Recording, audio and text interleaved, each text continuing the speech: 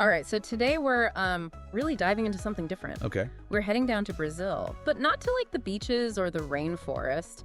We're going to Gramado, and I gotta say, when you sent these articles over, I was like, Gramado? Yeah. What is this place? I've never heard of it. Yeah. It looks amazing, though, from what I'm seeing. It's like someone took Switzerland, Right. they put in a little Willy Wonka, Yeah. and just dropped it right into Brazil. Little magic in there. Yeah, a little Right. magic, which colored me intrigued. Right. And it's that unexpected blend that I think makes Gramado so captivating. You know? Yeah. You're clearly looking for something beyond the your typical tourist experience. Right. And from the looks of these sources, Gramado seems to deliver just that. A unique cultural fusion that you won't find just anywhere. And that's what I was thinking, too, going through these.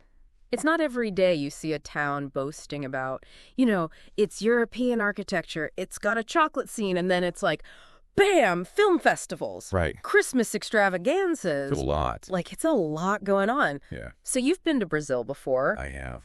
What's the deal with this? Like, what's the story with this unexpected kind of cultural mashup? Well, it's not just mimicking European culture. It's really woven into the fabric of the town's history.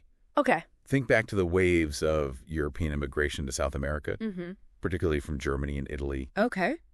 Gramado's architecture, its love of chocolate, even some of the festivals you mentioned, they're all rooted in this fascinating past. Oh, that makes sense. Yeah. So it's not just like a theme park. It's like a living testament to that. Right. It's a living, breathing testament to a very specific cultural heritage. Okay, so let's break down the European vibe a little bit, because one article was really excited about this Rua Coberta. It's like a covered street. It's got cafes and shops and twinkling lights. Sound charming. It does sound very charming. And let's be honest, who doesn't love twinkling lights? Always a win.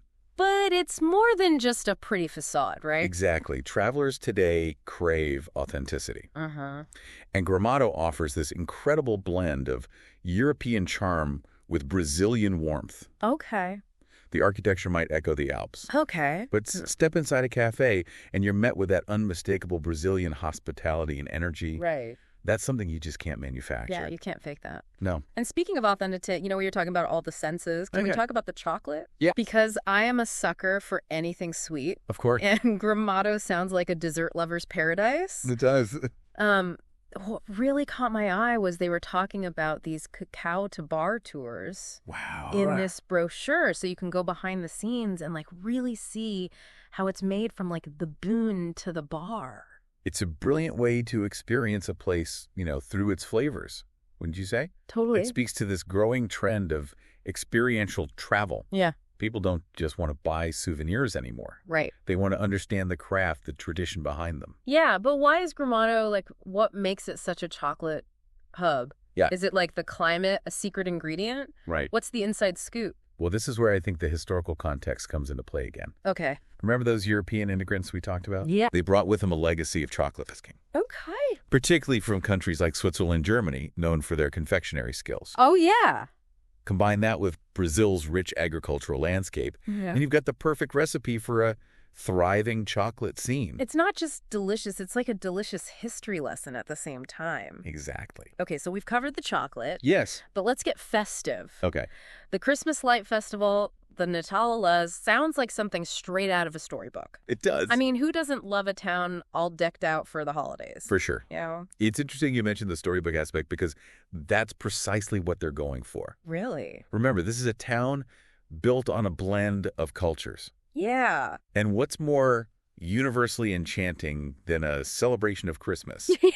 But here's where Gramado takes it a step further. Oh. They don't just decorate. Oh. They transform the entire town into this immersive experience. Now that's commitment. It is. I'm all about that. Yes. And then, for someone like me who really likes to get the cultural experiences in with my travels, the Gramado Film Festival. Right. Huge draw. Yeah. It seems kind of like a weird pairing at first, like chocolate, Christmas lights. Yeah. And then bam, film festival. And that's the beauty of Gramado. It defies expectations. Yeah. This isn't just a one-dimensional tourist town. This is a place that embraces both whimsy and artistic expression. Okay. And the film festival tells you that they're serious about fostering a culture of creativity and thought-provoking cinema. Yeah, it's like this whole layer you wouldn't really expect from looking at a brochure. Exactly. Speaking of layers, What about the natural surrounding? Yeah. I feel like we've been so caught up in the town itself, I almost forgot we were in Brazil. Right, and that's the other side of Gramado's appeal.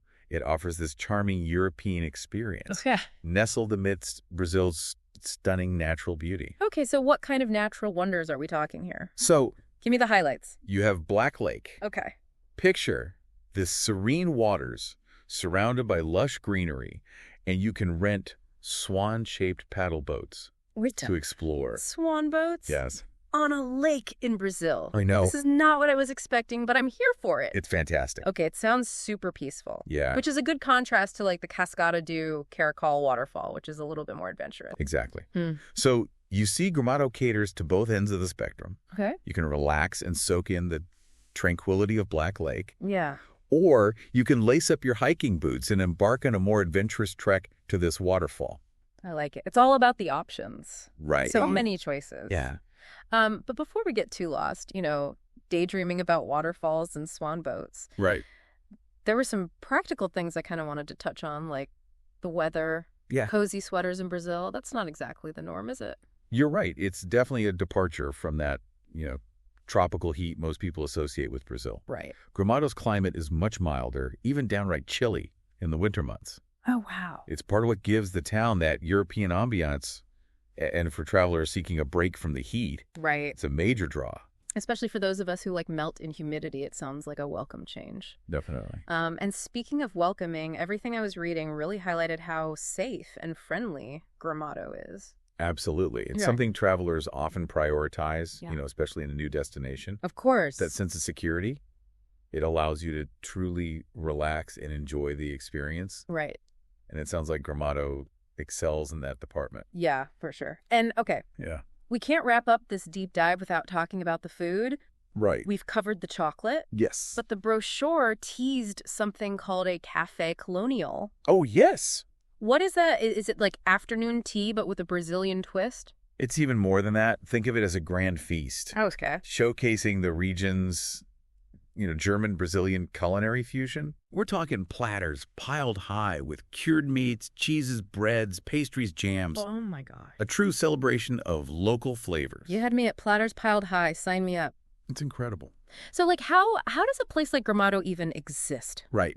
It's this unexpected blend of cultures, climates, experiences. It's all wrapped up in this like charming little package. Well, it really speaks to the multifaceted nature of Brazil itself. Okay.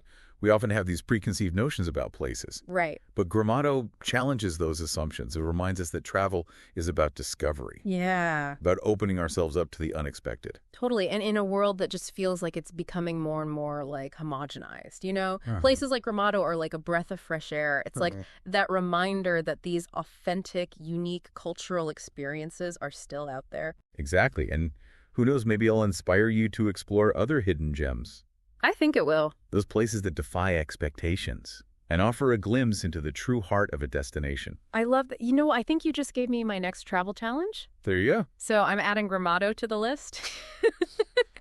Got to do a deep dive of my own now. But for everyone listening, thank you so much for joining us on this adventure. My pleasure.